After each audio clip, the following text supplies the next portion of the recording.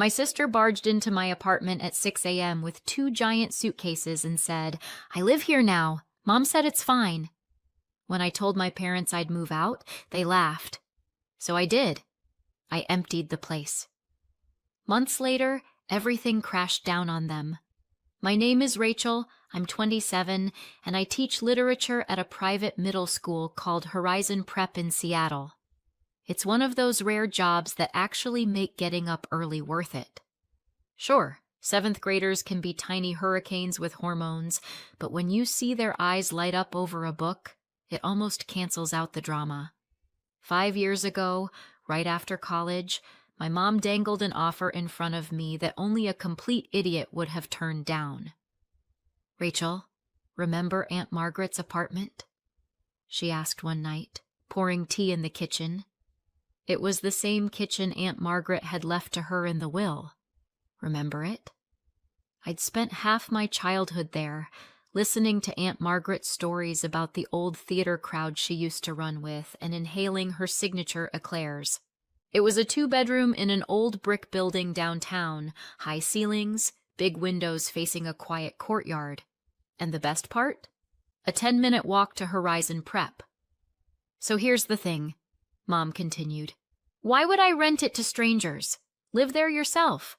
I'll give you a discount. $1,000 a month instead of $1,500. You're my daughter." There was nothing to think about. For $1,000 in the middle of Seattle? That was a gift from the universe.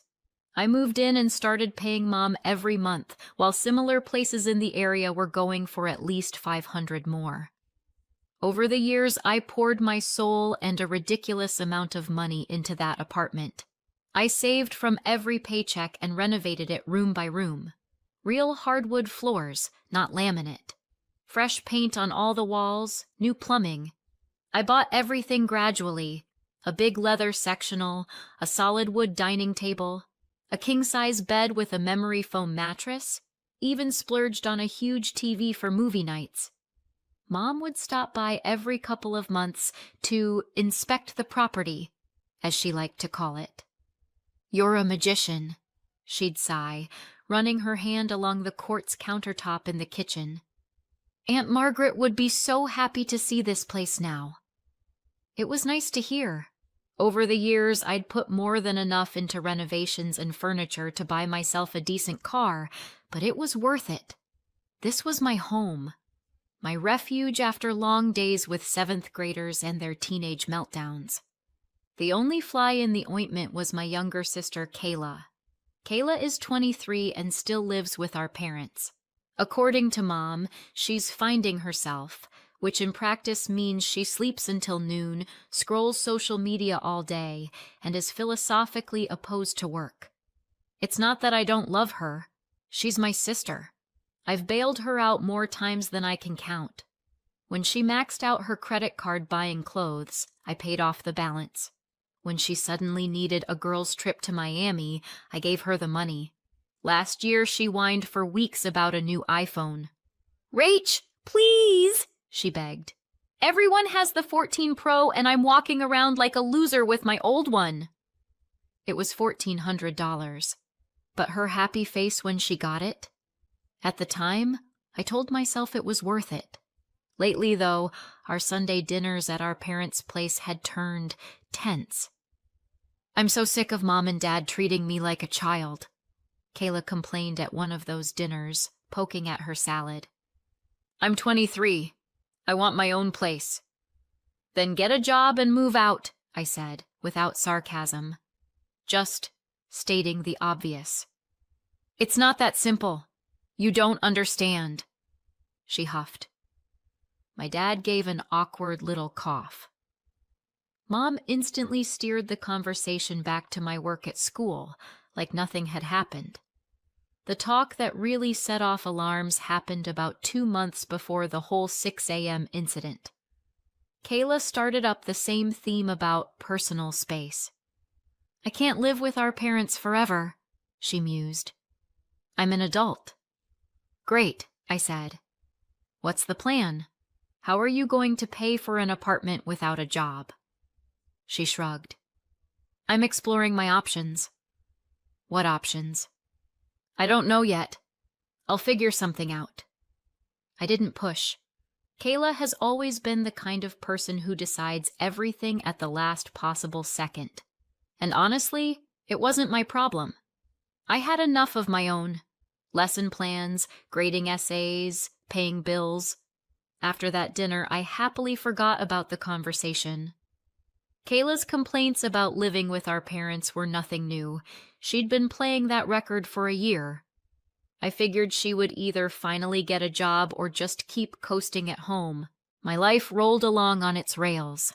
Up at 6:30, coffee and toast, out the door to school by 7:15, classes, papers, then back to my cozy fortress. On weekends, I meal prepped for the week, binged shows on Netflix, or hung out with friends. It was a good life. The apartment had become my real home. Every object had a story. The coffee table I rescued from a thrift store and refinished with my own hands. The bookshelf overflowing from old college texts to favorite novels. The dining table where my coworkers and I celebrated every holiday. Mom was clearly proud. Every time she visited, she'd take photos for Instagram. Look what Rachel did with Aunt Margaret's place. Isn't it gorgeous? I'd invested a small fortune into that apartment, but it paid me back in peace of mind. That Saturday, I was sleeping like a baby. On Saturdays, I always let myself sleep in at least until 9. Slow breakfast, lazy plans for the day. Instead, at exactly 6 a.m., I heard the sound that flipped my whole life upside down. The front door opened. My eyes flew open. My heart started pounding so hard I thought it might burst out of my chest. Someone was in my apartment. I grabbed my phone, hands shaking while my brain tried to boot up. Call 911. Somebody's broken in. I forced myself not to panic and crept to my bedroom door. Out in the hallway, I heard footsteps and something heavy being dragged across the floor. God, what if it was a burglar? What if they had a weapon? I cracked the door open and peeked into the hallway. Kayla was standing in my entryway with 2 massive suitcases. You have got to be kidding me. What the hell are you doing? I yelled. The fear evaporated, replaced by pure fury. I stormed out into the hall in my pajamas. Kayla looked at me with this perfectly calm smile, like breaking into someone's place at 6 on a Saturday with luggage was the most normal thing in the world. Oh, hey, Rach. Sorry I woke you. Woke me? It's 6 in the morning, on a Saturday. Why didn't you call? Or knock? And what's with the suitcases? She shrugged and started hauling her bags further inside. I just decided to come over. No big deal. No big... Kayla, how did you even get in here? Mom gave me a key. I stared at her. Mom gave you a key? To my apartment? Well, it's not exactly your apartment, Kayla said lightly. It's Mom's. She owns it. A cold shiver crawled down my spine. What are you talking about? She dropped her suitcases in the living room and headed straight for my bedroom. My bedroom. My favorite room, with the huge bed and the curtains I spent 3 weeks picking out. This is the main bedroom, she said, looking around like she was touring a listing. Yeah, this one's better. Bigger closet, better view. I'm taking this room.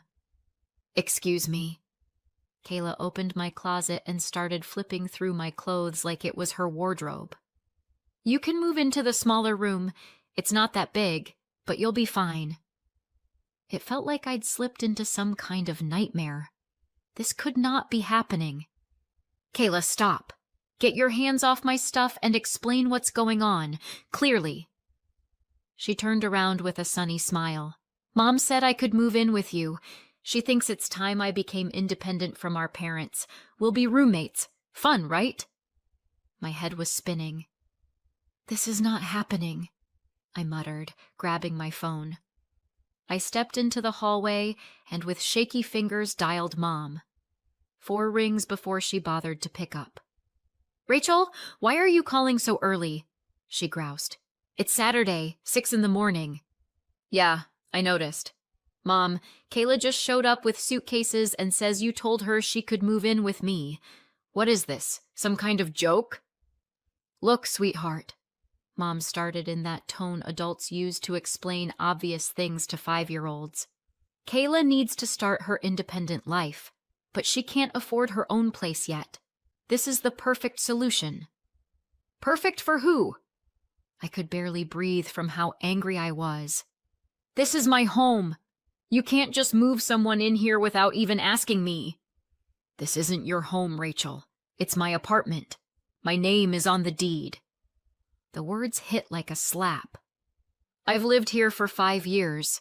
I've put thousands into renovations. Every corner of this place, it's still mine. Mom cut in. I took a deep breath, trying not to explode. Fine. Okay. How much is Kayla going to pay? How are we splitting rent and utilities? Mom laughed. Literally laughed, like I'd said something hilarious. Kayla's not paying anything, Rachel. You are. That's insane. Why should I pay for her living here when I never even agreed to this? Because you have a job and a steady income. Kayla is still finding herself. I honestly couldn't believe what I was hearing. This is disgusting. It's not fair. Life's not fair, Mom said calmly. Oh, and by the way, I've been meaning to talk to you about rent. Prices have gone up. Starting next month, it'll be $2,000. $2,000? Mom, that's double what I've been paying. Market rates have gone up. We have to keep up. $2,000 is above market for this neighborhood. I could find a nicer place for less. Is that a threat? She snapped. Are you saying you want to move out? I'm saying what you're doing is unfair and you know it. Well, if you want to leave, that's your choice. Kayla has 2 friends who are looking for a place. They'll happily pay the full $2,000 without all this drama. It felt like someone punched me in the gut. You're serious? Absolutely. So make up your mind. I hung up. My hands were shaking so hard I almost dropped the phone. 5 years of my life. 5 years I called this place home, and my mom was prepared to throw me out for Kayla and her party friends. Kayla stuck her head out of my bedroom. So, when are you moving your stuff into the small room? I want to get settled today. Soon, I managed to say, barely above a whisper. I spent the rest of Saturday glued to my laptop, rage and hurt churning in my chest while I scrolled through Zillow and Craigslist. There was no way I was staying here under these conditions. In the bedroom that had been mine yesterday, Kayla blasted music and giggled on the phone with her girlfriends. I could hear them making plans for all the parties they were going to throw. In my apartment. By evening, I'd found 3 possible places. All of them were smaller than my current apartment and more expensive than what I'd been paying before Mom's ultimatum. But they had something this place no longer did. My dignity and my peace of mind. I booked showings for the next day. I had to get out. Fast. On Sunday, I got up early even though I'd barely slept. Kayla was snoring in what used to be my bedroom while I made coffee as quietly as I could and checked addresses on my phone. The first apartment was a disaster. The photos online were a blatant lie. Inside, it reeked of cigarette smoke, and there were brown water stains blooming across the ceiling. The second was better, but the price was insane for how shabby it was. And then there was the third. Quiet neighborhood, about 15 minutes from Horizon Prep. An older building, but well cared for. The owner, a kind woman named Linda Cooper, gave me a tour herself. It was just a 1-bedroom instead of my usual 2, but it had character. Hardwood floors, big windows, a small kitchen that caught all the morning light. It's $1,100 a month, Linda said, plus 1 month's deposit. First month and deposit up front. More than I'd originally paid Mom, but less than her ridiculous new rent. And most importantly, it would be mine. No surprise roommates. No family drama showing up with luggage at dawn. "I'll take it," I said without hesitation. "When can I move in?" "Next week, if you send the deposit by Wednesday." She smiled. We shook hands. I sent the money that evening and signed a standard lease. I walked out feeling like a boulder had rolled off my chest. I was getting my own space back. On the way home, another thought hit me like a truck. I had poured a lot of money into my mom's apartment over the years. Renovations, furniture, everything. Was I really just going to walk away and leave it all for Kayla and her friends to trash? Not a chance. I'd bought that furniture with my own hard-earned money. I'd spent months saving for that sectional, taken on tutoring gigs just to afford the dining set. Kayla had done nothing to earn any of it. She didn't get to keep it all just because Mom decided to play favorites. That night, I started making a plan. I called Gabe, a friend who runs a small moving company. "Hey, are you free on Wednesday?" I asked. "I need to move some things out of an apartment, and I kind of need it done while the roommate isn't home." "Smells like drama," Gabe chuckled. "You have no idea." I also called my friends Lisa and Eli. They immediately agreed to help pack on Wednesday morning. The plan was simple. Kayla usually left around 10, met her friends at the mall or wherever, and stayed out until evening. That would give us enough time to get everything out. On Wednesday, I took a sick day from work. As usual, Kayla rolled out of bed late, threw on some clothes, and left around 10 to meet her friends. The door clicked behind her. Game on. Lisa and Eli showed up, and we started packing like our lives depended on it. Books, dishes, clothes, decor, everything that was mine went into boxes. Gabe arrived with his crew and the moving truck.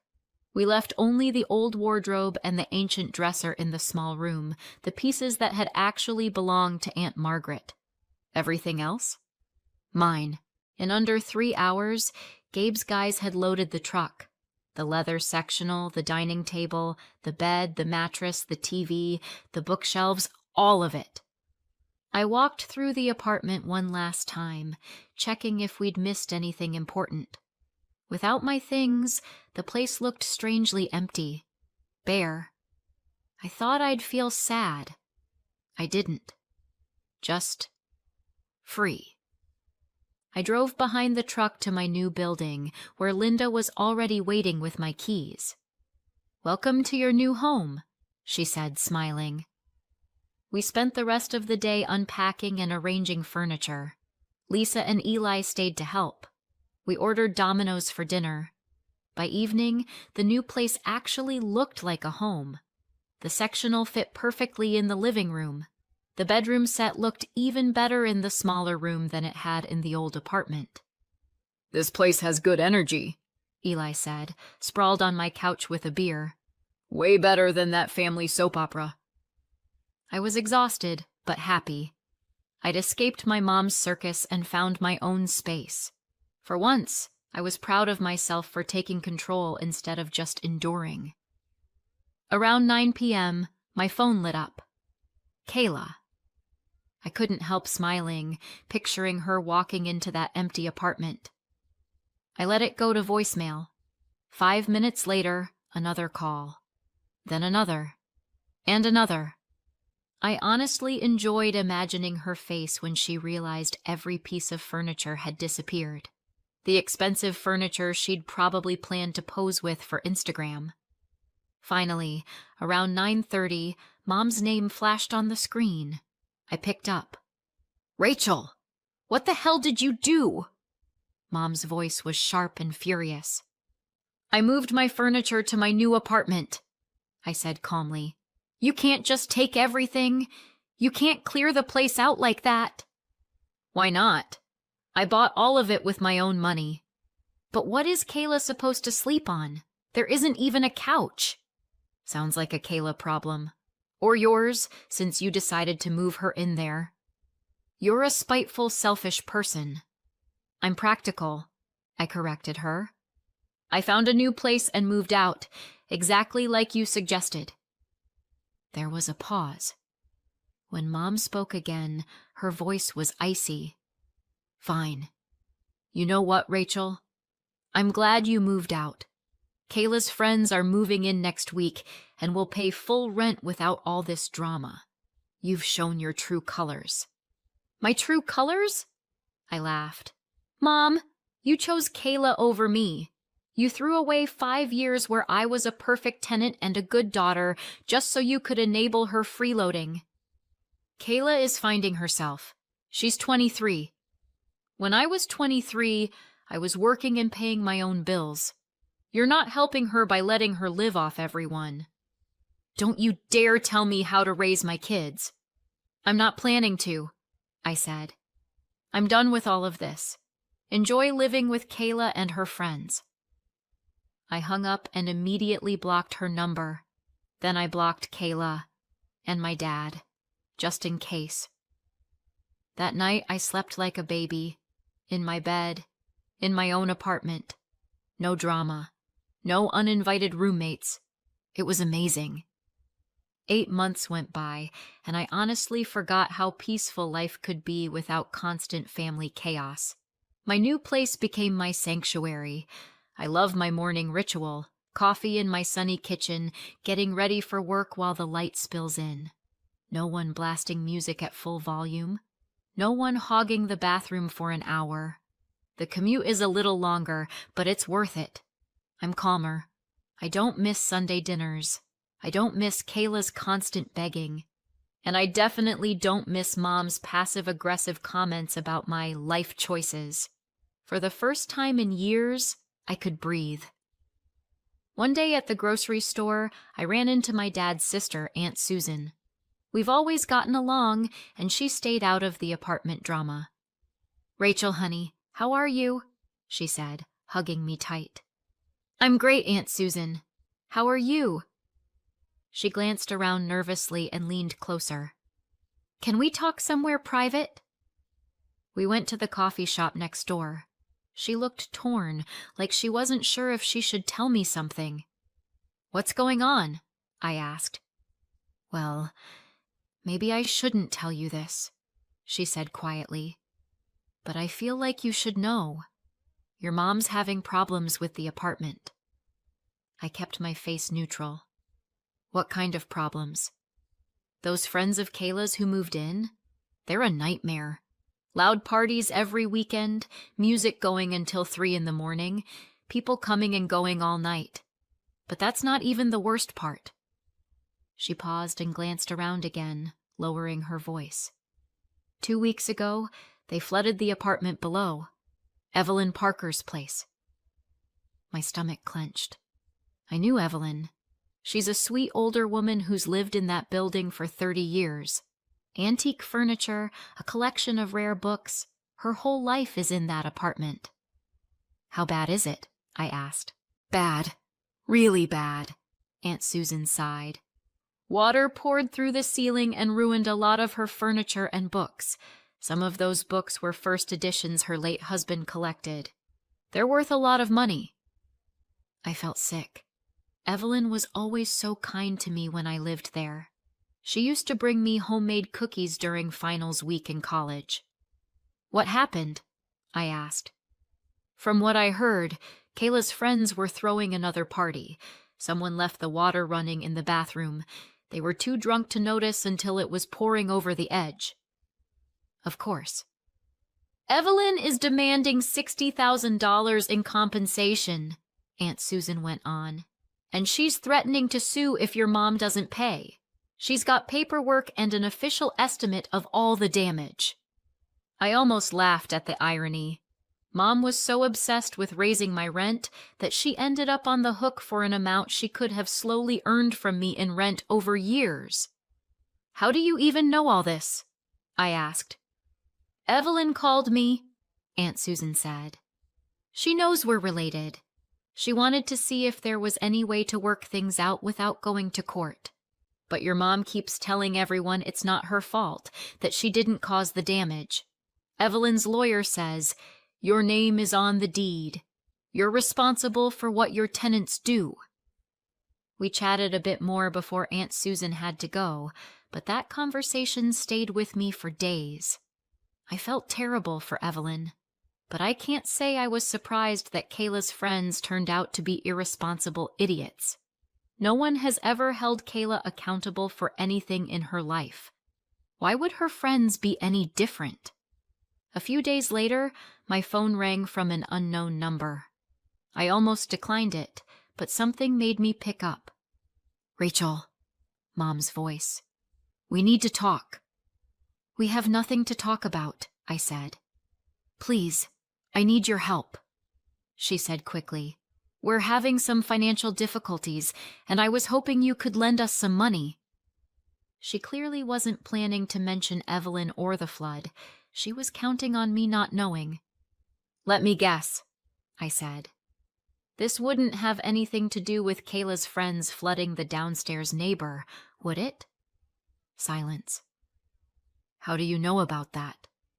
Doesn't matter. You created that mess yourself when you chose Kayla and her wild friends over me, and now you're hoping I'll bail you out? Rachel, we don't have $60,000. That's not my problem. I'm still your mother, she snapped. And I remember exactly how you treated me, I replied. You made your choice. Now you get to live with it. I hung up and blocked that number too. Months went by. I never found out how they resolved things with Evelyn. I assume they either paid or it went to court. Either way, it wasn't my problem. One afternoon I was at the mall, shopping for a dress for a teacher's conference when I saw her. Kayla. She was behind the counter at a clothing store, wearing a name tag, folding sweaters. She looked up, saw me, and our eyes met for a split second. I watched the recognition flash across her face, and then she dropped her gaze and pretended not to know me. She busied herself with the clothes, avoiding eye contact. I walked past without saying a word. What was there to say? She finally had a job. That alone was progress compared to the day she barged into my place with suitcases. Maybe she got kicked out when her friends couldn't keep up with rent. Maybe Mom cut her off after the flood. Whatever happened, seeing Kayla actually earning her own money felt like justice. I left them all alone with the consequences of their choices and built myself a new life. One where my own family doesn't get to exploit me. I have my self-respect, my independence, and my peace of mind. Will our family relationships ever recover? Maybe. But only if they admit they were wrong and sincerely apologize for how they treated me. I'm not going to pretend everything is fine just to keep the peace. So what do you think? Did I go too far or not far enough? Let me know in the comments and subscribe for more.